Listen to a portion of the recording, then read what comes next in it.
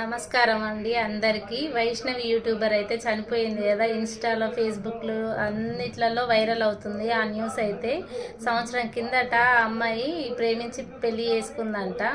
ప్రేమించి పెళ్లి చేసుకున్న వాళ్ళు ఎంత ప్రేమగా ఉండాలండి. అట్లాంటిది ఏదో చిన్న చిన్న కారణాల వల్ల గొడవలు పెట్టుకొని ఆ అమ్మాయిని అయితే సోమవారం నైట్ తన భర్తే తనని చంపేసిండంట. చంపేసి మళ్ళీ పారిపోయిండంట. ఎందుకు చంపేయాల్సి వచ్చింది? వదిలేస్తే వాళ్ళ అమ్మ దగ్గరికి వెళ్ళి బ్రతుకుతుండే కదా.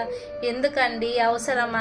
తల్లిదండ్రులు ప్రేమించి పెళ్లిళ్ళు చేసుకోవద్దు, ప్రేమించి పెళ్లిళ్ళు చేసుకోవద్దు అని చెప్తే వినకుండా పెళ్లిళ్ళు చేసుకొని ఇట్లా ప్రాణాల మీదకి తెచ్చుకుంటారు. ఒకసారి ఆలోచించి చేసుకోండి అమ్మా. ఎవరైనా సరే, ఆడపిల్లలైనా మగవాళ్ళైనా, ఎవరైనా ప్రాణాలే, ఎవరైనా జీవితాలే. మీ ఫ్యామిలీలు ఎంత సఫర్ అవుతారో ఒకసారి ఆలోచించండి. మీ గురించి కాకుండా మీ ఫ్యామిలీ గురించి ఆలోచించండి. ఆలోచించి నిర్ణయాలు తీసుకోండి. ఆ వైష్ణవికి అయితే న్యాయం జరగాలని నా మనస్ఫూర్తిగా నేనైతే కోరుకుంటున్నా.